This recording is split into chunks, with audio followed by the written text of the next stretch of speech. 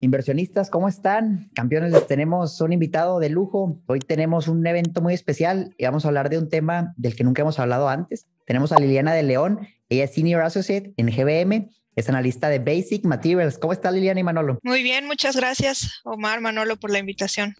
Muchas gracias. Bienvenida, Liliana. Pues tenemos un montón de preguntas que nos han hecho llegar los campeones, porque entendemos, tú eres de muchos analistas, senior associates que tienen en GBM, pues cada uno se especializa, ¿no?, en ciertos sectores.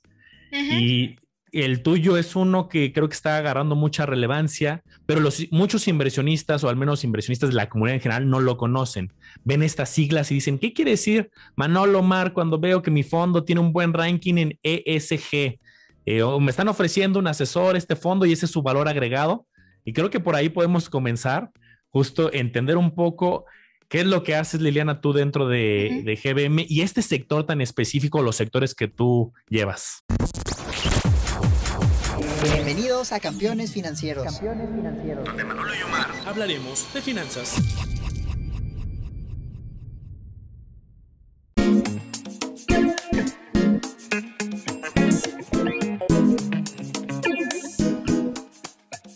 Sí, claro.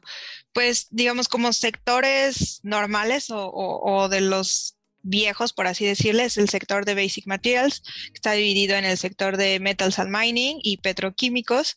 Y tampoco es nuevo, pero que sí ha tenido muchísimo interés y muchísimo boom en los últimos años y se ha acelerado muchísimo a raíz de la pandemia, es ESG. Es empezar a entender qué es eso, cómo se refleja en las empresas, si tiene ventajas o no, si el mercado debería de estar dispuestos a pagar un premio o no, y entenderle un poquito eso, en eso estamos. Oye, Liliana, y platícanos, nosotros vamos a ir muy nuevos en este tema de ESG, no lo mencionamos mucho, por lo menos en el podcast, para una persona que nos escucha y dice, oye, ¿y qué quiere decir ESG? ¿Cómo funciona? ¿Cómo se come? Sí, pues mira, ESG te diría que es una filosofía de la mano de una forma de actuar que lo que busca tres pilares, el E de environmental, S de social y G de governance. ¿Qué quiere decir? Que seas una empresa amigable y comprometida con el medio ambiente, pero no nada más que lo digas, que tengas detrás de eso toda una estrategia desarrollada interna con consultores que te diga, oye, mi consumo de agua es tanto, en 5 o 10 años lo quiero llevar a la mitad. Mi consumo de electricidad lo quiero bajar en 20%. Mis emisiones de carbono las quiero bajar a la mitad. O sea, que tengas una estrategia en cosas que te impactan, porque no es lo mismo que una empresa química te diga que quiere reducir sus emisiones de CO2 a que te lo diga un banco que no realmente su exposición, como todos emitimos emisiones de CO2, pero la exposición de un banco es muy poca. A lo mejor un banco que se debe de preocupar en estudiar bien su cartera, en mucho más en la parte de social y gobernanza. Ahora, yéndome a las otras letras, la S, que es pues, que seas una empresa responsable con tus comunidades, que busques el bien común, ¿no? O sea, muchos de estos casos años atrás de empresas que empleaban a niños o prácticas en la fuerza laboral poco éticas, ¿no? O sea, ¿qué quiere decir? Que seas una empresa comprometida socialmente, que te apegues a cierta ética y ciertos lineamientos, que tengas... se mezcla también con la última, con la gobernanza de esa empresa, que te rijas éticamente, moralmente, que tengas diversidad en tu consejo, que haya diversidad de género, de edad, de ideologías, etcétera, ¿no? Creo que al final se traduce en que tengas las mejores prácticas en todos los sentidos posibles. Eso así lo resumiría. Perfecto, Lina. Pues una muy buena introducción para entender estas tres grandes categorías. Y ahí me surge para profundizar un poco en esta misma pregunta sin salirme. Y yo también leyendo un poco quiero que me digas cuál es la visión correcta. Una empresa para caer dentro de esta categoría de ESG cumple las tres, y hay sectores o empresas que son incompatibles. No sé, no sé si a lo mejor el sector de alcohol o fábrica de armas o un sector son incompatibles, o decías algo bien interesante. No es lo mismo hablar de un sector minería que hablar de un sector de servicios. Mi pregunta es, ¿todos los sectores podrían calificar para ser ESG? ¿O si hay sectores que son descartados? ¿O más bien todos pueden entrar, pero con métricas diferentes. Uh-huh.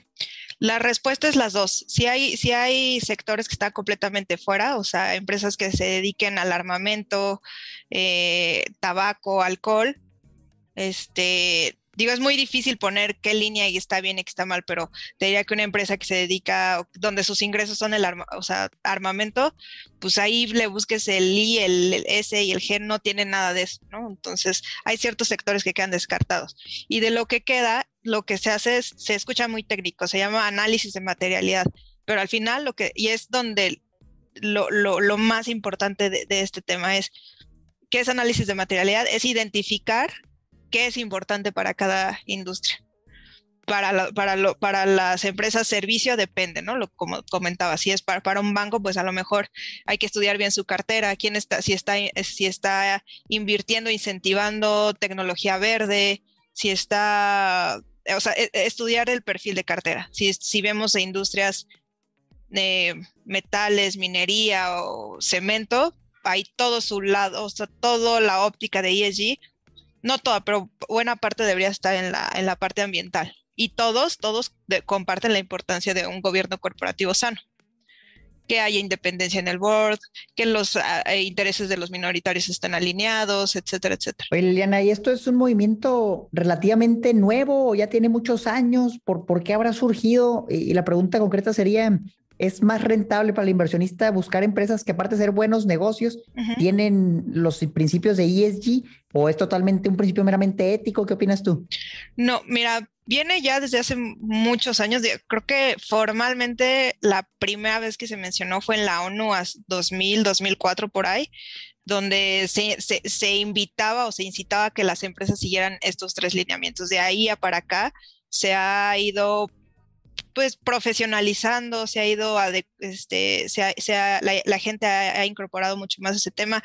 Ha habido muchísimas iniciativas internacionales de las empresas, de los mismos gobiernos que invitan a que todos se unan a este movimiento. Hay muchas organizaciones, muchas formas de contabilizar, o sea, hay cosas muy puntuales como en métricas de medio ambiente, pues, o sea, una empresa que produce muchísimo CO2, alguien le tiene que decir si es mucho o poco versus a lo que produces, ¿no? Te comparo con las empresas que hacen lo mismo que tú en localidades parecidas y te empiezo a medir y te empiezo a evaluar y te doy una estrategia de qué hacer para los próximos 10, 20 años. Todo eso implica pues muchísimo desarrollo de servicios, de data, de muchísimas cosas. Entonces, no es tan nuevo, pero sí es muy nuevo la relevancia que ha tenido y sin duda creo que la pandemia fue como el punto clave, ¿no? Donde muchas empresas se animaron más a hablar de eso, a hacer anuncios o compromisos mucho más agresivos. Aquí, para hacerlo muy práctico de cara a los campeones que nos escuchan, pues entiendo que detrás va a haber modelos, métricas, y me imagino que hay, esa es mi tesis, y ya ahorita me corregirás, Liliana, que así como hay agencias calificadoras que Fitch tiene su modelo, Moody's tiene su modelo, S&P, HR, Verum, etcétera, aquí me imagino que también hay esfuerzos de la ONU, de algún analistas financieros por cuantificar y calificar una empresa ESG. Y la pregunta sería, de cara al inversionista, ¿cómo lo leemos? Porque hoy es muy común que los grandes corporativos, y yo con muchas empresas que he trabajado, pues muchos estamos haciendo esfuerzos de ser socialmente responsables y cumplimos con ISO. Pero ¿en qué me fijo? ¿Qué busco yo? ¿O qué indicadores leo para saber si pasa el examen o no pasa el examen? Sí. Sí, justo, o sea, lo que te diría es pues voltear a ver. S&P tiene su score de ESG, Bloomberg tiene su score de ESG, una Sustainalytics que lo que te mide es el riesgo de la empresa per se. Si no sigue estos lineamientos, es otro tipo de métricas. Entonces creo que tener el perfil del inversionista, que como cada quien sea, yo lo que creo que se debe hacer es voltear a ver esa nueva perspectiva. A lo mejor es muy rentable, tiene mucho crecimiento, te gusta mucho, pero echarle ojo a este ESG, ese criterio, ese ranking, esa calificación, creo que no está de más. Y digo, no sé si, regresándome a la pregunta, sí tiene más rentabilidad. Es difícil, todavía no hay como que una contundencia muy clara. O sea, si vemos un índice, el MSCI, normalito versus el ESG, sí hay un premio, depende por las regiones y depende por los periodos de tiempo, pero a mí como me gusta entenderlo, a ver, si eres una empresa que sigue estos lineamientos, estás garantizando dos cosas, que es ante un riesgo climático, un desastre o algo, dado que estás haciendo bien las cosas, tu riesgo es menor, el riesgo siempre va a existir, pero lo mitigas un poquito. Si tú inviertes en tecnología verde, en ser más eficiente, en gastar menos agua, menos luz, eso implica menos costos, ¿no?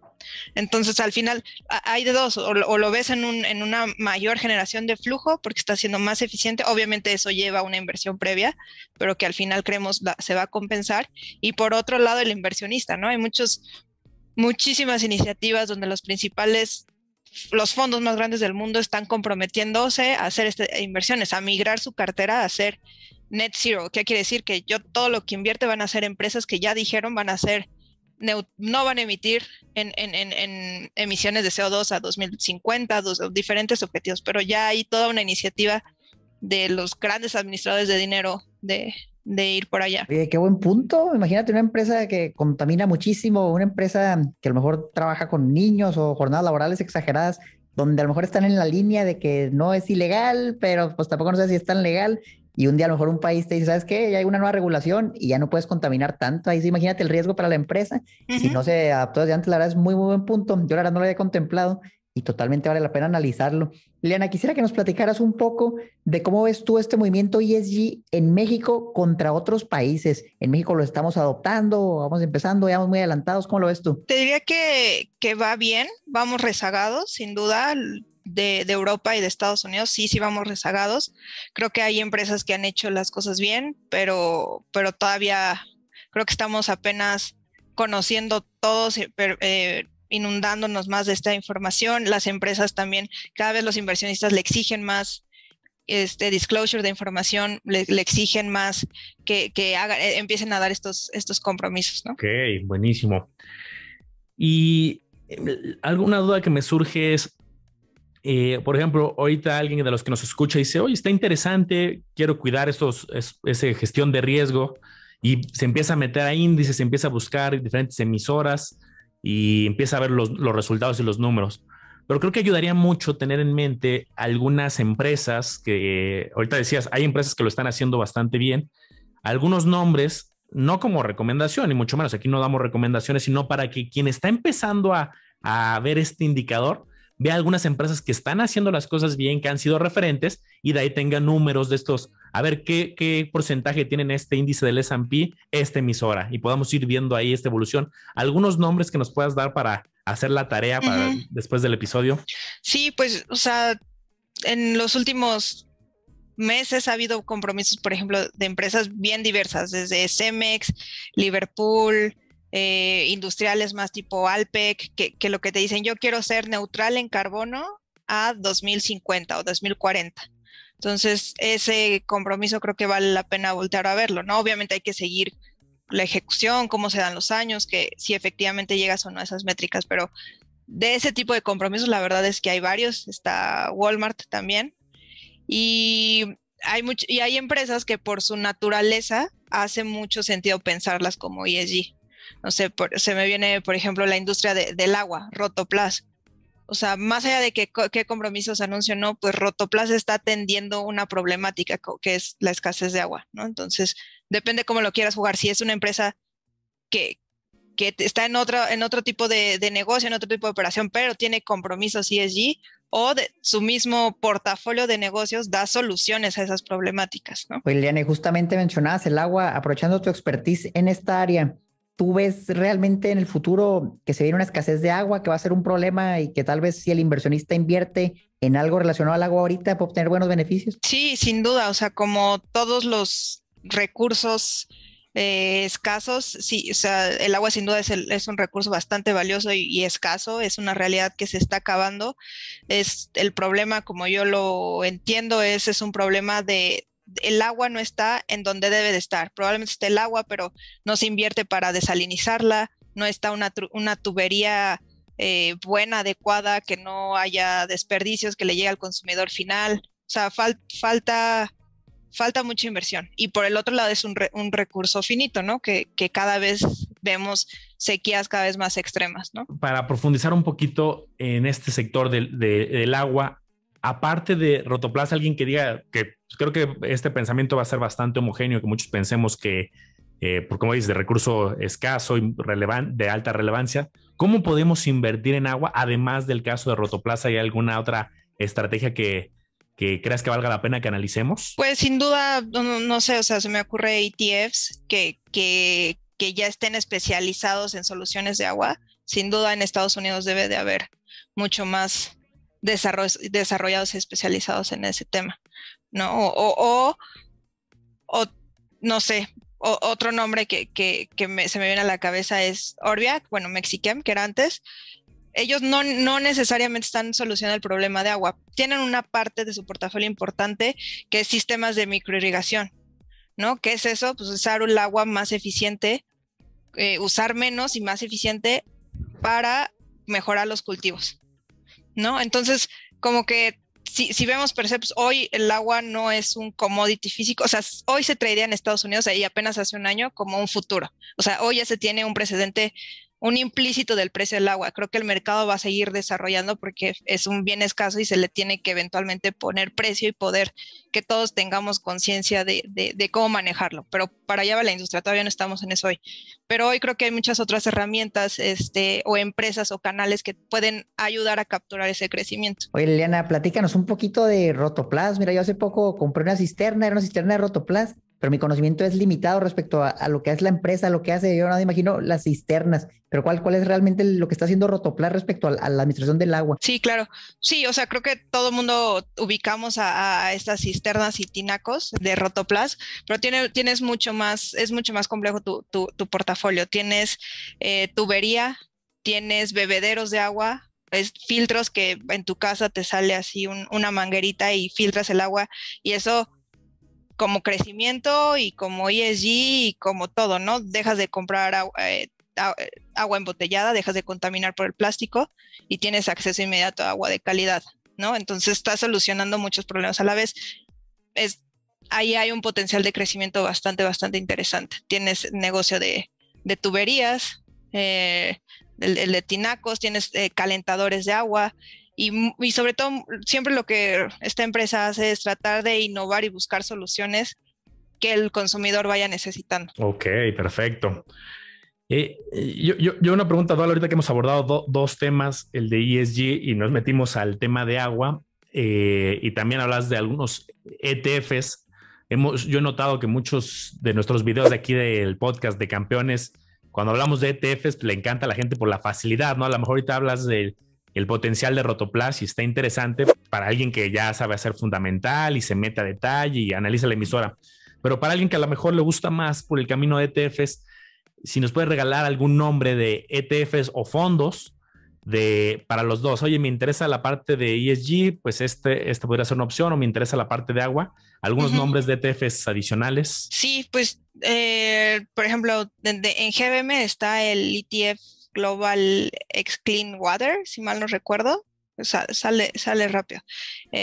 First Trust Water también, o sea, son ETFs enfocados a agua, ¿no? Que ya te hacen el portafolio para que tú tengas como inversionista exposición a ese tipo de segmentos.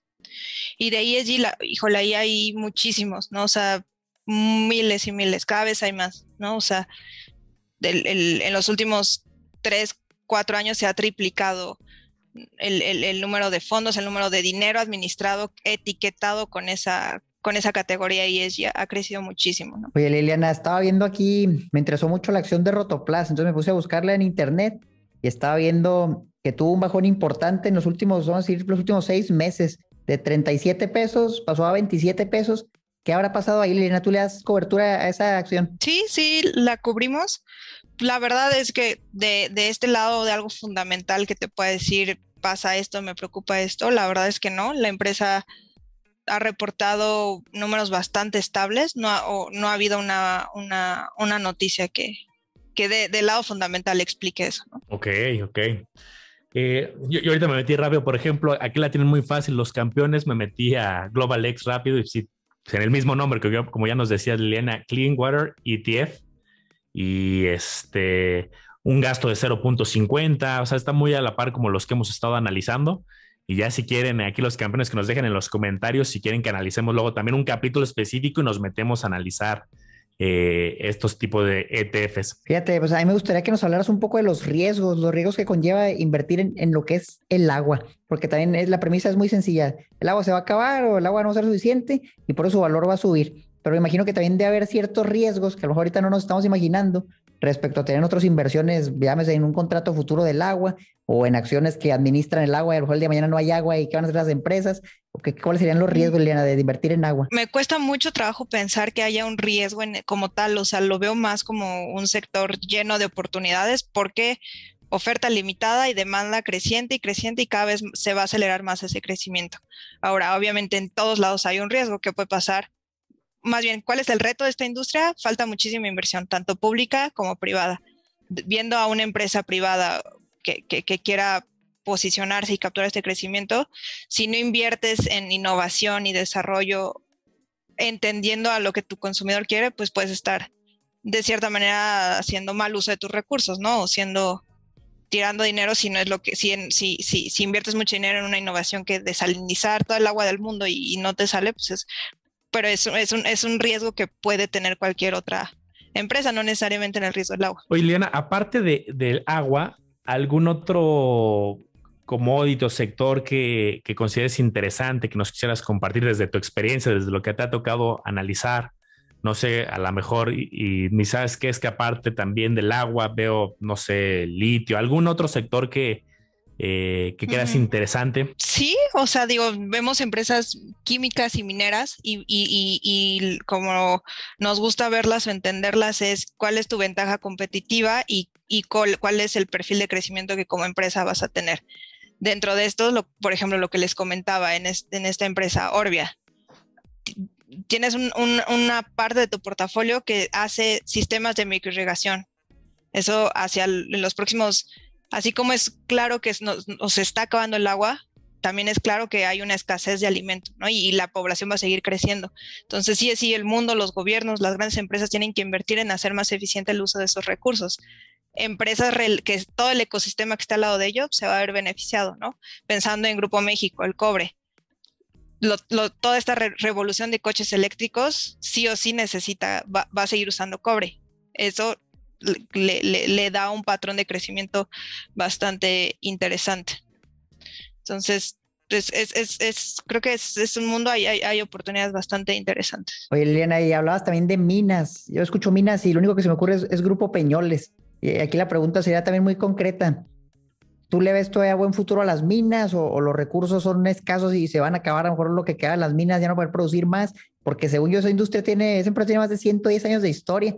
Entonces yo a veces me pongo a pensar, bueno, ¿y las minas duran para siempre? ¿O cómo podemos medir si todavía le queda rato a esta industria? Pues no, o sea, no dudan para siempre, depende la mina, depende el metal, pero sí son proyectos de muy, muy largo plazo, 50 años, y lo que termina pasando es ya cuando casi años antes de que se acabe tu mina, vuelves a explorar y te vuelves a dar cuenta que tienes recursos por otros 20 años. Entonces, así es como se le da continuidad a este tipo de negocios. Y hay unas que efectivamente llegan a su vida útil o a la vida de mina y se acaban las reservas y eso es todo, ¿no? Nos has dado bastantes consejos, bueno, bastantes tips valiosos, pero hay uno que yo no quiero dejar pasar, Liliana, que con tu experiencia que tienes, toda la información, las emisoras, todo lo que analizas, para alguien que va comenzando y le llamaron la atención a algunos de los sectores que has platicado desde tu área de experiencia, algún indicador que digas, es que estos indicadores, hay industrias que hay indicadores más relevantes que otros, ¿no? Ahorita ya hablamos del ESG,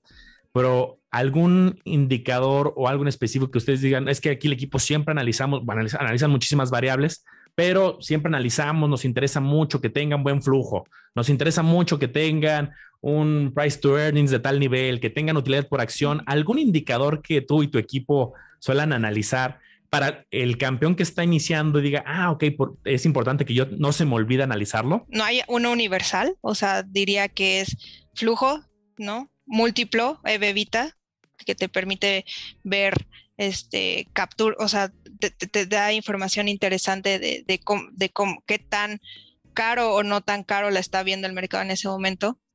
El margen EBITDA, no, el margen EBITDA como tal no te dice nada, pero si lo estás creciendo o se te está cayendo, algo te está diciendo, ¿no? De la estrategia, o a lo mejor tú estás haciendo todo bien, pero el ambiente en precios o tu competencia está siendo mucho más agresiva. Creo que el margen, particularmente en esta industria, es bien relevante. Pero pues sí, o sea, en conclusión te diría flujo, múltiplos, un balance sano también, siempre es importante tenerlo en el radar. Fíjense qué locura, campeones. Hablamos de la industria petroquímica, hablamos del agua, hablamos de la industria minera, hablamos del ambiente, medio ambiente, la responsabilidad social, la gobernanza, un montón de ideas que realmente en más de 100 episodios no hemos cubierto, Manolo. Y a mí me da mucho gusto que Liliana nos haya apoyado a aclarar todo eso. Toda información que para muchos va a ser nueva, para muchos a lo mejor no tanta. Yo quisiera pedirte, Liliana, las personas que nos escuchan son personas que a veces ya tienen años invirtiendo, son personas que apenas van a empezar a invertir, son personas que acaban de comenzar. Hay de todo, Liliana. ¿Qué consejo podrías darles a estas personas que dicen, mira, pues me interesó tal vez investigar un poquito más de esta empresa o de este sector? ¿Por dónde les recomendarías comenzar? Pues creo que el primer consejo es entender bien la empresa. O sea, entender bien cuáles son sus fortalezas y sus debilidades, ¿no? Y tratar de hacer escenarios, ¿no? Oye, ¿qué pasa bajo el peor escenario? Que haya una pandemia, o que venga otra cuarta, quinta ola, ¿qué va a pasar? O sea, entender bien el crecimiento hacia adelante y cómo eso puede exponenciarse o cómo puede desaparecer. Entendiendo muy bien los riesgos y entendiendo muy bien el negocio, creo que te puedes sentir muy cómodo en la inversión, en el sector que estés, en la empresa que estés. Perfecto, Elena, pues buenos consejos y justo creo que yo me llevo muchos, pero de los que más me quedo es la parte de ESG, sobre todo, que te ayuda a manejar riesgos. Y yo en una certificación que estoy persiguiendo que se llama CAIA, que analiza inversiones alternativas en el nivel 2, justo era lo que decían mucho y ahorita me lo ayudaste a confirmar que apenas como está agarrando fuerza, apenas está analizando si realmente va a tener mayor rendimiento esta estrategia, no un verdadero premio, ¿no? Y apenas están juntando datos para poder dar una aseveración estadística de ESG sí tiene más rendimiento histórico. Pero lo que sí coinciden ahí muchos autores de esa certificación era que efectivamente era por control de riesgos, evitas multas, evitas un tema de, oye, contaminación, ¿no? El caso que luego hace muchos años sonó mucho la empresa vertió petróleo en el mar y entonces multas y limpiar la imagen, hasta le tuvieron que cambiar el logo, reputación, un montón de cosas. Y creo que justo un portafolio que cuide esto va a ser bastante interesante en cuanto a mayor gestión de riesgos, no solamente a través de diversificación, pues también gestionar riesgos a través de ESG, ¿no? Sí, de acuerdo, como dices, hoy todavía no hay una literatura que te diga el premio es 5 o 10%, sí hay, pero todavía es muy preliminar, depende el país, depende qué portafolio estés viendo, o sea, tiene todavía ahí ciertos temas, pero al final del día pensémoslo, aterricémoslo a nosotros, ¿no? O sea, si yo te digo, te ofrezco una botella de PET que te digo es 100% reciclada y esta viene directito del petróleo y te digo esta de PET reciclado, además detrás hay una estrategia completa de recolección, bla, bla, bla, probablemente un porcentaje bueno de la población estaría dispuesto a pagar un peso más, no sé, algo, ¿no? Por esa conciencia que todos estamos adquiriendo. Creo yo que ese mismo racional los van a tener los inversionistas eventualmente, ¿no? Oye, Liliana, y me interesa mucho ese punto. Tú vas a un restaurante y a lo mejor te dicen, oye, tenemos popotes de los normales y popotes reciclables, pero te salen más caros. ¿Tú crees que lleguemos a un punto donde ya realmente no se tenga que pagar extra por obtener material que es bueno con el medio ambiente? ¿O lo ves muy, muy difícil? Yo lo veo muy difícil. O sea, hoy no están los incentivos hoy cuesta más, ¿no? O sea, el hacer eso. Digo, depende, ¿no? Pero en general todavía no estamos ahí. Probablemente estemos. Y lo que termina pasando es, una parte del consumidor está dispuesto a pagar más por algo sustentable, por algo verde, y el otro lado vienen las regulaciones, donde, pues ahí estamos viendo en el mundo cada vez hay más regulaciones ambientales, ¿no? Te prohíbo usar bolsas de plástico, te prohíbo botellas de PET, infinidad, ¿no? Hasta regulaciones de el edificio tiene que ser 100% autosustentable. Obviamente ya como en ciudades mucho más desarrolladas, ¿no? Pero para allá va en general a que haya mucho más regulación para que se den estos incentivos. Yo también algo quiero aprovechar, Lina, de tu expertise. Voy a poner rapidísimo la pantalla y aquí se la platico de volada a los campeones. Puse un ETF que replica justo el Standard & Poor's 500, que lo hemos platicado mucho, y me fui a buscar justo la parte de ESG y salen pues muchos temas, ¿no? Sale calificación A, puntuación de calidad ESG 44, puntuación MSCI. Estos son como de los comunes, Liliana, para alguien que esto es lo que se va a encontrar a la gente después de escuchar este episodio, o hay muchísimos tipos de indicadores, o cómo podemos leer un poquito esto. Ese es uno, sin duda, de los más importantes, el MSCI. Hay otro que se llama Sustainalytics, hay otro que se llama S&P, literal, S&P ESG Rating.